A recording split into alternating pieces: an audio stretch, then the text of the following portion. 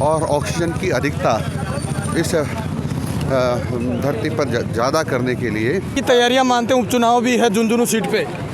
Jhunjhunu seat Bharatiya Janata party जीतेगी।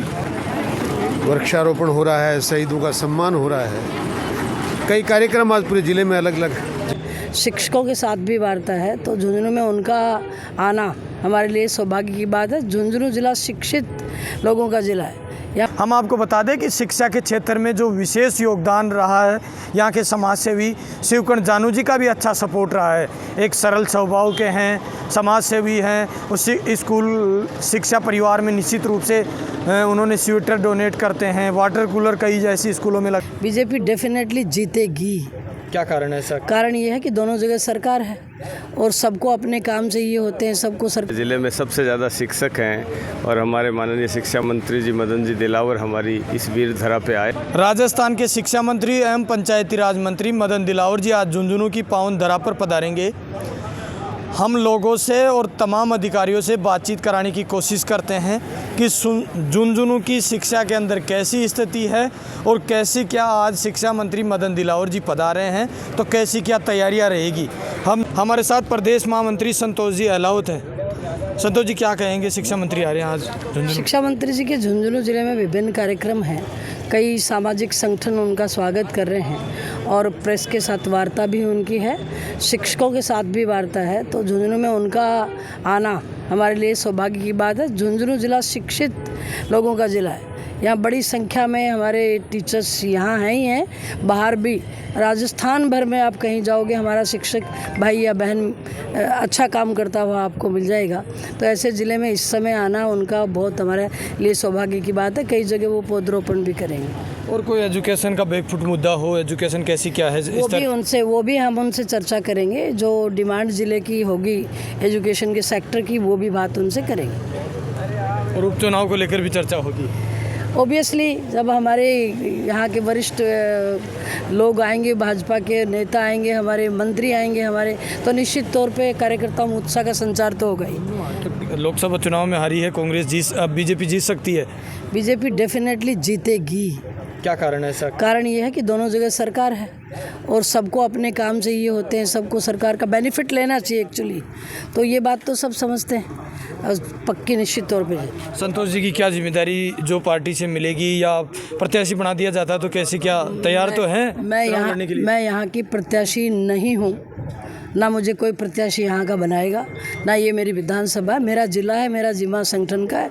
जो जिम्मेदारी मुझे मिलेगी वो मैं बूथ स्तर की जिम्मेदारी भी मिलेगी तो मैं बखूबी उसका निर्वहन करूँगी। मैडम, क्या कहेंगे? शिक्षा मंत्री आ रहे हैं आज। शिक्षा मंत्री जी आ रहे हैं तो झुंझुनू ज़िले में हर कार्यकर्ता में जुनून है। झुंझुनू एक तरह से शिक्षा की नगरी है और नवाचारों के लिए शिक्षा मंत्री शिक्षा के क्षेत्र में हर तरह के जो नवाचार हैं, एक संगठन से जुड़े हुए कार्यकर्ता हैं कि क्या समस्या उन सब का इनको पता है, उनका बस खूबी से ये सब उनका समाधान करेंगे। राजस्थान के शिक्षा मंत्री मदन दिलावर जी आज झुंझुनू में पधारे हैं और बड़े अच्छे तरीके से वृक्षारोपण करके लगातार झुंझुनू का जो पार्क है वहाँ चल रहे हैं। सर, क्या कहेंगे? आज वृक्षारोपण कार्यक्रम किया गया है, बड़ी संख्या में भाजपा कार्यकर्ता है। धरती माता का तापमान लगातार बढ़ता जा रहा है और धरती पर कार्बन डाइऑक्साइड की भी अधिकता होती जा रही है। कार्बन डाइऑक्साइड की अधिकता बीमारियों को बुलावा देती है और तापमान से सब लोग परेशान रहते हैं। इसलिए धरती माता का तापमान कम करने के लिए और ऑक्सीजन की अधिकता इस धरती पर ज़्यादा करने के लिए हम सब लोगों को पेड़ लगाना ज़रूरी है, इसलिए पेड़ लगाए जा रहे हैं। मंत्री जी, किस तरह की तैयारियां मानते हैं? उपचुनाव भी है झुंझुनू सीट पे। झुंझुनू सीट भारतीय जनता पार्टी जीतेगी।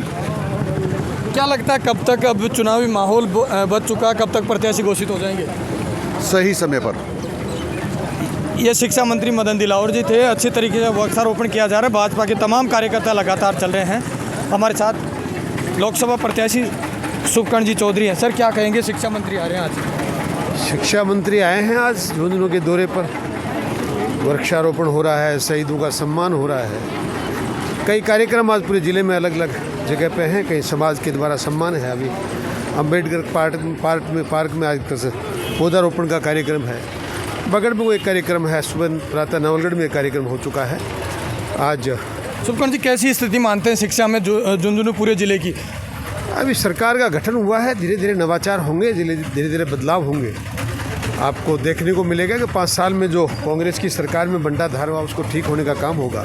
पेपर लीक बंद हुआ है, पेपर माफिया पे अंकुश लगा है। इसी प्रकार शिक्षा की व्यवस्था में बहुत अमूलचूल परिवर्तन होंगे, बहुत सुधार होंगे, इसमें कोई दो राय नहीं है। और मदन जी दिलावर वाकई एक बहुत ही संजीदा मंत्री हैं, उनकी कार्यशैली बहुत अच्छी है। वो कुछ न कुछ चुनाव को लेकर कैसी तैयारी मानते हैं? चुनाव की अभी चर्चा ठहर के करेंगे। स्कूल शिक्षा परिवार के प्रदेशाध्यक्ष अनिल जी शर्मा है। सर, क्या कहेंगे? पहले तो आज शिक्षा मंत्री आ रहे हैं। देखिए, पूरी शिक्षा व्यवस्था को सुदृढ़ करने के लिए बेटर तरीके से, चाहे वो राजकीय हो चाहे गैर राजकीय में, शिक्षा है, उसको देने के 2 माध्यम हैं, सरकारी माध्यम और गैर सरकारी माध्यम। उन सब के जगह देख भी रहे हैं, सबसे मिल रहे हैं लोगों से कि बेसिक रूप से सुधार कैसे हो। जैसे अभी मैं शिक्षा अधिकारियों से बात कर रहा था, उनसे भी सुझाव ले रहा था।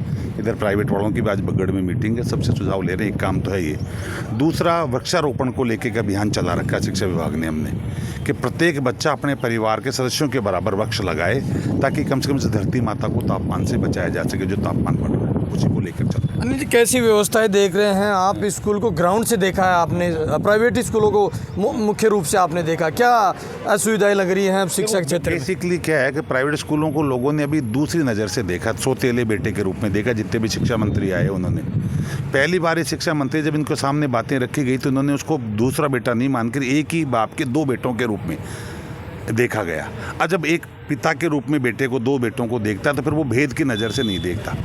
ग्रामीण क्षेत्रों में 97.3% स्कूल ऐसे हैं, फ़ोन रिकॉर्ड बता रहा हूँ मैं आपको, जिनकी फीस 10 से 12 हज़ार से कम है। चंद ऐसे हैं जिनकी 6-6 लाख तक है।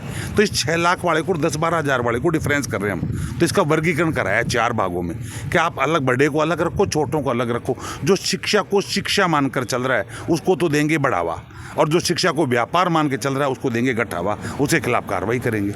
इस चीज़ को बेसिकली लेकर आज का क्या ज्ञापन प्रोग्राम रहेगा? नहीं, ज्ञापन वगैरह कुछ नहीं, आज मीटिंग वगैरह वैसे कॉमन चल रहा है। लगभग 22 जगह मीटिंग चल रही है, तब ज्ञापन का सिलसिला नहीं रहा। अब तो एक दूसरे से जुड़ के इस राजस्थान को शिक्षा में 1 नंबर कैसे लाया जाए, पेड़ लगाकर पर्यावरण को कैसे बचाया जाए, इस अभियान में चल रहा है। अनिल जी, आपकी कोई राजनीति तैयारी भी है क्या? आजकल दौड़ा कुर्ता लगातार वो ऐसे ही अच्छा लग रहा है इसलिए पहनता हूँ, बाकी कोई राजनीतिक नहीं। Thank you. पूर्व भाजपा प्रत्याशी बबलू चौधरी जी हमारे साथ हैं। सर, क्या कहेंगे? शिक्षा मंत्री आए हैं, कैसी तैयारियां हैं? आज हमारा सौभाग्य है कि हमारे ज़िले में सबसे ज़्यादा शिक्षक हैं और हमारे माननीय शिक्षा मंत्री जी मदन जी दिलावर हमारी इस वीर धरा पे आए हैं और उनके स्वागत में पलक पावड़े बिछा के सारी जनता यहाँ खड़ी है। सभी संगठन भी खड़े हैं, अपनी अपनी मांगें सब रख रहे हैं और हमें उम्मीद है कि झुंझुनू वासियों का जिसमें सबसे ज़्यादा शिक्षक हैं उनको प्राथमिकता दी जाएगी हर चीज़ में। शिक्षा मंत्री मदन दिलावर जी आज झुंझुनू में पधारे।